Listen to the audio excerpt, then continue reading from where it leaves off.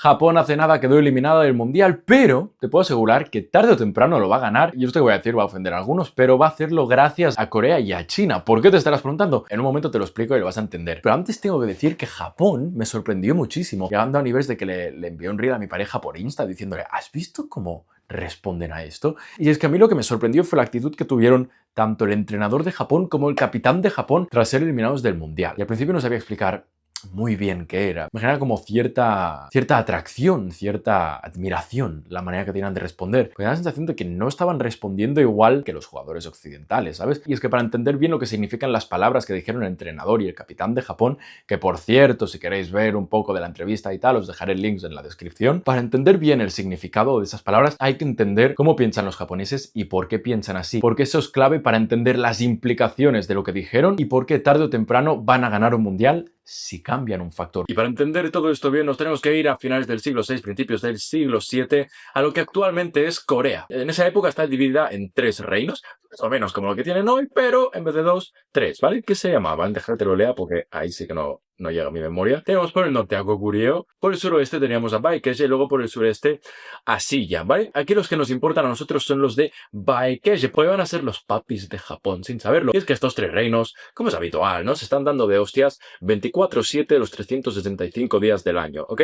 ¿Y qué pasa? Que el reino de Baekje llega a un punto donde se ve rodeado. Llega a un punto donde no puede conseguir aliados en la Asia continental, no puede salir a buscar aliados por ahí, así que deciden pillar los barquitos y cruzar hacia Japón. ¿Vale? ¿Por qué lo llamo Japón? Así entre comillas. Porque, a ver, sí es cierto que es el territorio de lo que actualmente conocemos como Japón, pero no quiero que te imagines a una Japón nación unificada. Pues no tiene nada que ver con eso en esa época. Es más un territorio donde hay muchos clanes. Cierto que hay una figura así como de emperador, pero el poder que tiene, digamos que no es la gran cosa, ¿no? Porque Japón en esa época militarmente estaba bien, pero digamos que el emperador no podía aplicar muy bien su autoridad porque no había un sistema nacional de burocracia, no había un sistema de recaudación de impuestos, no había un código penal. Entonces, básicamente el emperador estaba un poco ahí de forma simbólica. De todos estos clanes que componían lo que actualmente es Japón, había un clan que había ganado mucha fuerza y que tenía el poder en gran parte de Japón. Y ese clan era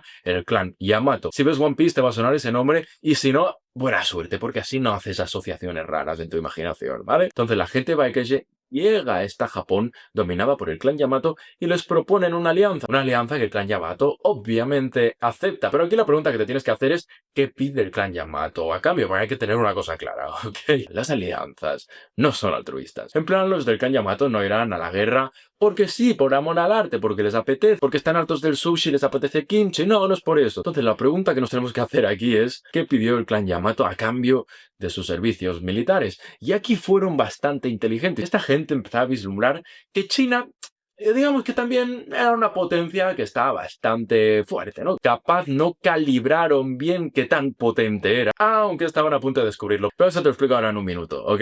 Entonces el clan Yamato ya vislumbraba el poder de China y lo que quería era la herramienta más poderosa de la humanidad. Y esa cosa es ni más ni menos que el conocimiento. El clan Yamato quería el conocimiento que tenían en la Asia continental, el conocimiento que había en China. Entonces llegan a este acuerdo, donde el clan Yamato brindará el apoyo militar a la gente de Baekje y Baekje les brindará conocimiento de la Asia continental. Todo pinta muy bien con esta alianza hasta que nos plantamos en el año 663 en la batalla de Baekang, en la que se van a enfrentar en una totalmente descompensada pelea Baekje con el clan Yamato contra Silla y su nuevo aliado China. Deja que te diga que fue una victoria aplastante de China. Y es que, como te dije antes, no acababan de calibrar que tan exageradamente superior al resto de pueblos de la zona era. Y deja que te ponga un poco de contexto, porque aquí, y cuando digo aquí, al menos de donde yo soy, del Mediterráneo español, se nos explica la historia desde un punto de vista más eurocentrista. Entonces, deja que te ponga un ejemplo para que entiendas cómo era la China de esa época, ¿vale? La China de esa época era el equivalente al Imperio Romano de Asia, ¿ok?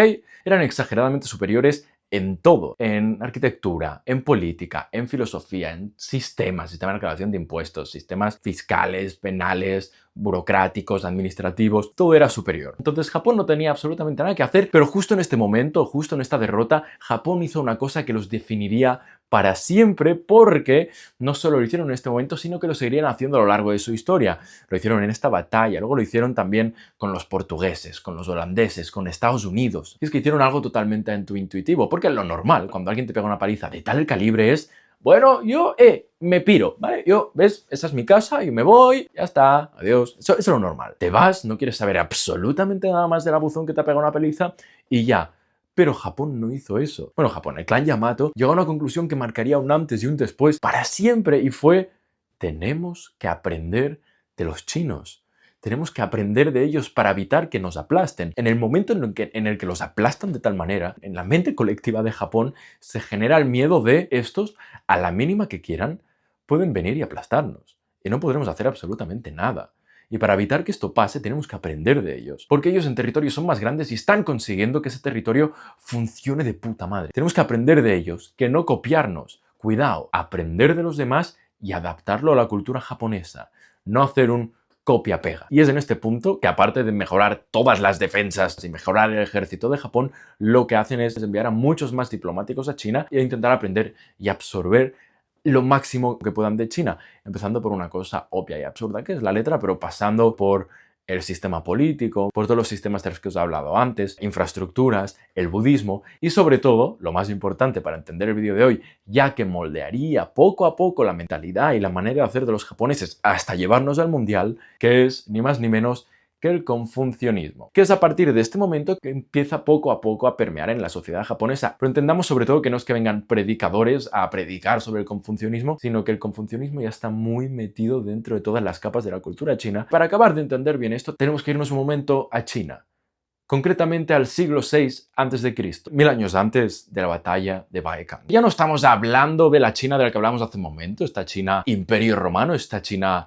magnífica, esta China grandiosa, sino que la China en la que nace Confucio es una China de mierda. Una China en la que hay peleas constantes, una China en la que hay hambruna, una China en la que los poderosos abusan de su poder, donde la gente vive mal. Básicamente es una China en la que hay una decadencia moral y social absoluta. Y entonces, por suerte o por desgracia, los grandes pensadores de esa época solo pueden darle vueltas a una pregunta, y esa pregunta es: ¿cómo putas hacemos para que la sociedad vuelva a ser funcional? Y ojo, cuidado, porque esto contrasta mucho con lo que vamos teniendo en Occidente en esta época, ¿vale? Que están más en una corriente de pensamiento con preguntas del estilo: ¿qué es la verdad? ¿Qué es la razón? Que, como veis, son dos contextos sociales y por ende dos contextos filosóficos totalmente distintos, y estos dos contextos, simplificándolo mucho, van a ser la raíz de que siglos después haya dos contextos, haya dos maneras de entender la sociedad y de entender la realidad, una más un poco tirando al individualismo y otra más pensando desde el punto de vista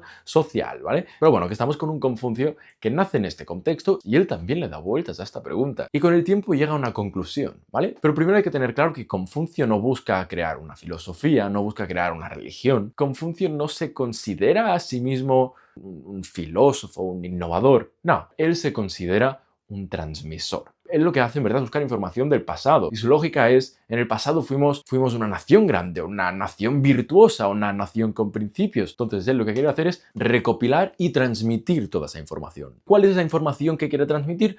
Eso es muy sencillo, ¿vale? Digamos, el eje central de la idea de Confucio es que cada persona tiene que cultivar un carácter moral, ¿ok? Pero no desde el individuo, que es capaz, como lo interpretaríamos aquí, sino desde las relaciones con las otras personas. Porque para él hay que entender este contexto. Tú no existes como individuo aislado del mundo donde no te relacionas con nadie. No, tú eres producto de tus relaciones. Tú vives en un mundo donde eres padre a la vez que hijo, a la vez que amigo, a la vez que nieto, a la vez que líder, a la vez que subordinado, a la vez que O sea, ramifícalo. Tú vives en constante contacto con otras personas y por ende vives atrapado en las relaciones sociales. Y abramos un poco la mente, ¿vale? Pero para él la ética no se basa en los derechos individuales, sino que la ética se basa en cumplir correctamente con tu responsabilidad, con tu papel dentro de estas relaciones. Una buena sociedad para él empieza con que tú seas un buen hijo, con que tú seas un buen padre. Entonces exige de ambas partes.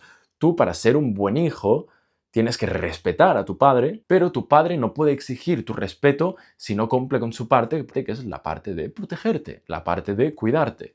Entonces, el padre tiene una responsabilidad hacia el hijo y el hijo tiene una responsabilidad hacia el padre. Igual con las amistades, igual con el trabajo. Y que otra forma que hay en Occidente de entender esto es cuanta más jerarquía tengo, cuanto más poder tengo, más puedo aplastar a los demás, más los demás se deben a mí. En cambio, si seguimos la forma de pensar de Confucio, cuanta más jerarquía tienes, cuanto más poder tienes, más putadas para ti porque más responsabilidades tienes. Entonces, no es algo disfrutón el estar en el poder, sino que es una responsabilidad. Entonces hay que entrenar y cultivar este carácter virtuoso interno para cumplir con el papel que te toca dentro de la sociedad, porque todo está encadenado. Tú no puedes fallarle a los demás y los demás no te pueden fallar a ti. Entonces la respuesta que Confucio propone a ¿cómo mierdas hacemos para que la sociedad vuelva a funcionar? Es que el orden social nace de la virtud. Y aquí entran dos conceptos claves del confucianismo muy importantes. Porque ahora cuando te los comente vas a hacer ya rápido una asociación con Japón. Primero el Ren. Quiero encontrar una traducción exacta para Ren, pero más o menos significaría humanidad, benevolencia, virtud. Básicamente significa ser el tipo de persona que hace mejor a los que tiene alrededor. Y luego el otro concepto clave que tenemos aquí, que a mí personalmente me encanta, es el Li, ¿vale? Que sería así como ritos, protocolos, ceremonias. Y es que si habéis ido a Japón, veréis, tío, lo veréis. Yo lo hablé con mi compañero, que en las cosas del día a día, no, sobre todo en los pueblos, y capaz en la ciudad también, pero no se ve tan heavy, pero cuando te integras un poco más en la vida de los pueblos y tal, lo notas, lo hacen en el día a día, es la manera que tienen de hacer las cosas, es una gilipollez, pero en los onsens, cómo siguen los pasos para hacer las cosas del onsen, ¿no? Cuando ponen la mesa para cenar, son matices, son tonterías que obviamente no se dan cuenta, pero lo tienen muy integrado ya, lo tienen interiorizado, cómo se quitan los zapatos para entrar dentro de casa, son pequeños ritos del día a día que ya tienen obviamente full interiorizado y que no tienen ni que pensarlo, pero que honestamente yo creo que esta manera tan rutinaria, tan protocolaria de hacer las cosas proviene un poco de aquí y tiene cierta mis. Para el confucianismo, y esto es obvio pero espectacular a la vez, la moral se construye a través de hábitos. Hay que practicar constantemente comportamientos virtuosos para ser una persona virtuosa, ¿vale? Tú tienes que empezar a tratar con respeto a la gente para sentir respeto hacia los demás, ¿vale? Un ejemplo un tanto raro, pero para que se entienda. O como diríamos a día de hoy, eres lo que haces, eres el resultado de tus acciones. Y es que es verdad, no eres deportista por decir que eres deportista si haces deporte. Entonces te vas a convertir en deportista saliendo a hacer deporte. Es un ejemplo muy absurdo, lo entiendo, pero para que se entienda cuál es la lógica detrás de este pensamiento que a mí me parece brutal. Entonces, estos dos conceptos, el Ren y el Li, más que la jerarquía deja de ser solo poder, sino que implica unas responsabilidades, implica unas relaciones mutuas, estas tres cosas, así simplificadas, son las que empiezan a permear en Japón a partir del año 663, después de que el clan Yamato fuera totalmente derrotado en la batalla de Baekang, 1000 años después de que el confucianismo empezara a relar en China y se convirtiera en una de las bases fundamentales del país. Y ya el siguiente punto clave que nos interesa para entender por qué el entrenador y el capitán de Japón responden como responden y por qué eventualmente acabarán ganando el mundial y qué es lo que les falta, el siguiente punto clave sucede 1000 años después de la batalla de Baekang. Japón para esta época ya es mucho más similar al Japón que conocemos, ya es mucho más similar al Japón del imaginario colectivo. Los samuráis, los castillos, Edo, Kioto, Osaka, todo eso ya existe, ya se parece mucho más a la Japón que tú tienes en mente, ¿no? Y nos plantamos en el año 1603, ¿vale? Para que ubiques un poco, los portugueses y distintos países de Europa ya están tocando los cojones por ahí, rollo. Hemos avanzado bastante. De barquitos cruzando de Corea a Japón a ya están países europeos tocando los cojones por esta zona. Entonces, año 1603, un año muy importante para Japón porque empieza el shogunato Tokugawa, ¿vale? Esto es importantísimo. Empiezan casi 250 años de absoluta paz dentro de Japón. ¿Y por qué es importante esto? Pues por dos motivos, ¿vale? El primer motivo es que por primera vez el neoconfucianismo, ¿vale? Pues no es confucianismo clásico, el neoconfucianismo se declara como filosofía oficial. Básicamente va a ser la ideología predominante con la que el Estado va a educar a la gente, ¿vale? Entonces, pues toda la chavalada que va a estar creciendo desde el 1603 hacia adelante va a aprender a funcionar gracias a la disciplina, al autocontrol, a la obediencia, a la educación a la responsabilidad. Son los valores con los que se va a ir forjando este Japón. Y la segunda cosa importante aquí, que fue una genialidad la manera en que se trató eso, fue el tema de los samuráis. Venimos de una época donde había muchas guerras, ¿vale? Y los samuráis al final son guerreros. Y Tokugawa se dio cuenta que eso iba a ser un marrón bastante importante. Porque a ver, estas cosas pasan, ¿no? Cosas que son buenas en una época muchas veces son las cosas perjudiciales para la siguiente, ¿no? Y tú lo que no quieres tener es a cientos de miles de guerreros sin guerra, porque se te va a liar. Y eso Tokugawa lo sabía. Entonces toma una decisión que es muy inteligente y es: no va a eliminar a los samuráis, los va a reconvertir. ¡Pum! ¿En qué? En administrativos, recaudadores de impuestos, burócratas, intelectuales. Les dio algo que hacer. Pero lo más importante que esto, y créeme que esto es crucial para entender el Japón actual, es que les dio otra guerra. Una guerra simbólica que viene del confucianismo. Les dio la guerra de la virtud, la guerra de la moral. Entonces, poco a poco, lo que está pasando con la clase samurái, se está cambiando la espada por la virtud. Y se empiezan a hacer la siguiente pregunta: ¿qué es ser un buen samurái? Y no me malinterpretes, ¿eh? Los samuráis siguen llevando su espada, siguen teniendo disciplina, siguen luchando por el honor, ¿vale? O sea, todo lo que nos encanta de los samuráis sigue estando ahí, pero se va incorporando poco a poco cosas confucias. Lo que he dicho antes, Japón es maestro en adaptar cosas, no copiar, adaptar, ¿vale? Se van adaptando cosas confucias como autocontrol, deber, educación, ejemplo moral, responsabilidad. Cuando hay responsabilidades hacia tus acciones y responsabilidad hacia los demás. Todo eso se va poco a poco integrando con los valores samuráis que ya existían. Y si a eso le metes una pincelada de sintoísmo, que es la religión originaria de Japón y que sigue existiendo, y el budismo, que es la religión que vino de China, si juntas todo esto, se acaba generando lo que hoy conocemos como Bushido. Que Bushido no es una Biblia, ¿me entiendes? No es algo que se haya escrito una vez y ya, sino que es algo que poco a poco se fue creando. Pero digamos que el Bushido que nos ha llegado a día de hoy es un poco el resultado de todas estas cosas, ¿no? Y Bushido literalmente significa Bushi, guerrero, Do, camino, el camino del guerrero, ¿vale? Eso es el Bushido. ¿Y por qué esto? Porque esto ayuda a responder la pregunta que hemos lanzado antes, que es: ¿cómo tiene que ser un buen samurái? ¿Cómo tengo que ser yo como persona para que se me considere un buen guerrero? Esa es la guerra de la virtud, esa es la guerra de la moral. Y como veis, ya se están empezando como a crear fuertemente estas dos cosas que nos vendrían rápidamente cuando pensamos en Japón, que es un país que piensa primero en el grupo antes que en el individuo, ya que a partir de aquí, desde que son niños, se les empieza a educar con estas ideas neoconfucias, pero es que además se empieza a integrar ya la ética del Bushido, la ética de ser lo más virtuoso posible, y todo esto se va desarrollando súper bien en un Japón encerrado en sí mismo que no acepta visitantes, con 250 años de paz, hasta que en 1853, cómo no, llegan los Estados Unidos de América con 4 barcos de vapor a las fronteras de Japón y les dicen: ¿a que vais a abrir las fronteras para comerciar? ¿A que sí? Claro, pues los japoneses ven esos pedazos 4 de barcos y dicen: no, sí, sí, claro, vamos a abrir. Por no decir que hace nada los británicos y estadounidenses, franceses y todos estos destrozaron China. Entonces pues tienen otro golpe a realidad y dicen: vale, Estados Unidos es mucho más poderosa que nosotros, si les da la puta gana, vienen, nos arrasan y se acaba Japón. ¿Y qué hacen aquí? Pues lo mismo que hicieron. Muy bien, tenemos que aprender de esta gente para adaptarlo a nuestra manera y evitar así ser destruido. Hay que mantener el espíritu japonés, pero usar las técnicas occidentales. Esa es la mentalidad. Y con esa mentalidad llega el año 1863, que es cuando se produce la reconstrucción Meiji, y con esta reconstrucción se van a tomar por culo los samuráis. Fuera, ya no existen.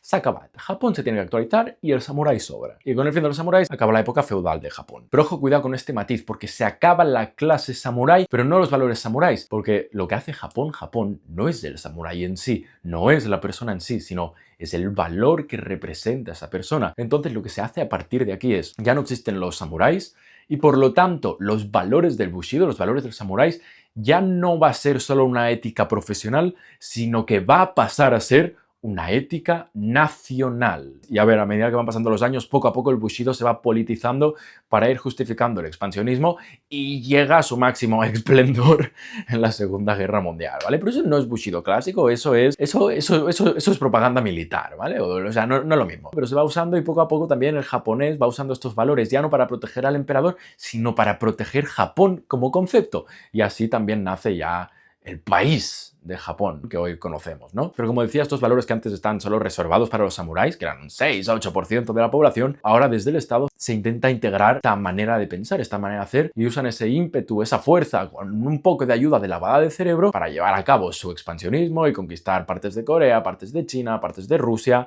meterse en la Segunda Guerra Mundial. Y aquí llega ya, digamos, el último punto clave para entender todo esto, que es la derrota en la Segunda Guerra Mundial. Y es que cuando pierden en la Segunda Guerra Mundial, Japón ya no puede construir su identidad en torno al ejército. No tiene ningún sentido eso. Es una guerra que ya han perdido. No pueden hacer eso. ¿Y qué va a hacer? Pues lo mismo que hizo en el año 663 con los chinos, lo que hicieron más tarde con los portugueses, con los holandeses, en el 1853 con los estadounidenses, para hacer exactamente lo mismo. Aprender, adaptar, sobrevivir. Y lo que se necesita en este momento es encontrar otro lugar en el que competir. Y así es como llegamos a la fundación de la Japón actual, que es la Japón económica. Y lo hicieron muy bien porque en tan solo 30 años pasaron de estar completamente destrozados a causa de la Segunda Guerra Mundial a ser la segunda economía mundial. Y eso es gracias, en parte, a que se ha ido adaptando todo esto que te he ido explicando hasta llegar a día de hoy. Y es que el samurái, con el código del Bushido, que viene con confucianismo, todo esto que hemos hablado,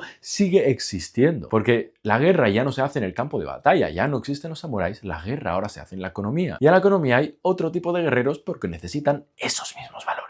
Porque hay que entender que en esta nueva realidad el samurái se ha convertido en el empresario, en el obrero, en el trabajador, en el recepcionista, en la chica que vas paseando por Tokio y está con el cartelito pidiéndote que entres en el Maid Café. Todos estos son los nuevos samuráis. Perdón por la exageración, pero me entendéis, ¿no? Tenemos que el castillo ahora es la fábrica, el clan ahora es la empresa, y tenemos que la espada y el honor es el salario, porque al final es como ahora la gente se compara y se decide en qué parte de la sociedad estás, ¿no? El contexto ha cambiado, pero los valores siguen ahí. Valores como la disciplina, la educación, el esfuerzo, el perfeccionamiento constante, los rituales, las obligaciones mutuas jerárquicas. Te sonará lo de senpai y lo de kawaii. Entonces, oye, obviamente ya no es Bushido, obviamente ya no es confucianismo clásico puro, no, ni de coña, ¿sabes? Se ha ido transformando e incluso han salido nuevos términos que seguro que habrás visto en Instagram, como ya el clásico Kaizen, que es la mejora constante, como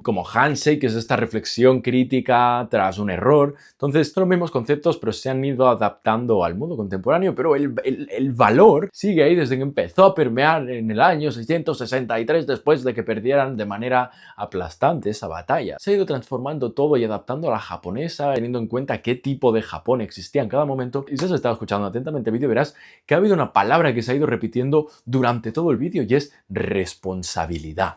Responsabilidad. Responsabilidad hacia tu comportamiento y responsabilidad hacia tus relaciones. La responsabilidad ha sido algo crucial que ha formado parte de la sociedad japonesa de hace siglos, siglos y siglos. Es exactamente lo que estamos viendo en la entrevista del capitán de Japón y del entrenador de Japón, y es por eso que te puedo decir que eventualmente van a ganar el mundial. ¿Por qué? Pues muy fácil, por lo que hemos hablado, porque están hablando, punto número uno, desde la responsabilidad. Y la responsabilidad es diferente que la culpa, ¿vale? Aquí en Occidente, capaz, tras una derrota, habría un sentimiento de culpa, ¿vale? Y la culpa está guay, y la culpa tiene esta cosa que o bien te sirve para echar balones fuera, en plan, la ha cagado el portero, es culpa del portero. Portero mejora y luego ganaremos, ¿vale?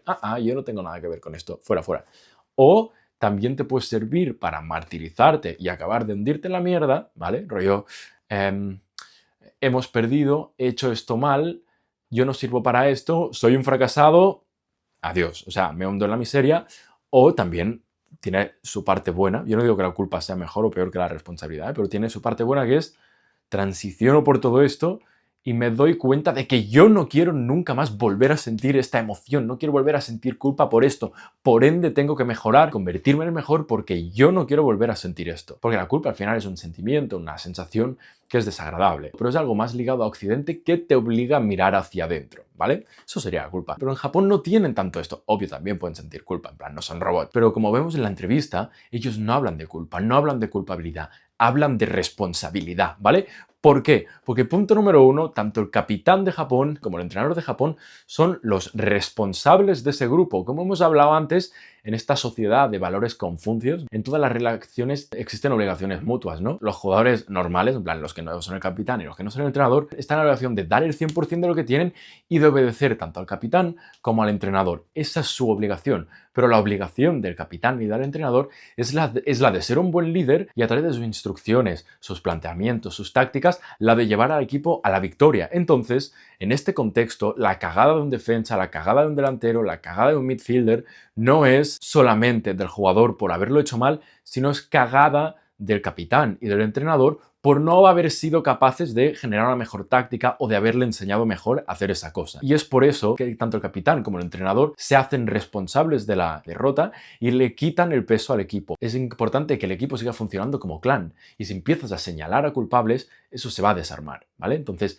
la responsabilidad recae en los líderes. Y lo bueno de que sientan responsabilidad y no culpa, debido a todo el contexto que hemos explicado, es que se pueden fijar más rápidamente en los hechos de lo que ha sucedido, en qué la hemos cagado y en qué podemos mejorar. Para mí esa es la diferencia principal entre culpa y responsabilidad, ¿no? Que la responsabilidad, si tú te haces responsable de algo y no culpable de algo, eso te permite poder actuar más rápido y de manera más certera para seguir mejorando para la próxima vez, porque seguirán mejorando, porque habrán aprendido de esto, van a pulirlo y van a mejorar. Que además, que también lo hemos hablado, Japón tiene la capacidad intrínseca de aprender de los demás y adaptarlo a su cultura de juego. Entonces Japón es inevitable que siga mejorando, porque lo llevan en el ADN, es imposible que no lo hagan. Lo llevan haciendo durante siglos. Aprender, adaptar, mejorar, sobrevivir. Y lo van a hacer en el fútbol también sin cambiar lo que es su manera de jugar al fútbol. Que su manera de jugar al fútbol es la representación de lo que hemos estado hablando todo el rato. Juegan muy bien tácticamente, no juegan para el individuo, juegan para el grupo. Pero eso lo llevan culturalmente escrito en las venas y no lo pueden cambiar. Y ahí está el único problema de la selección de Japón. Les falta una persona que, sin olvidar esto,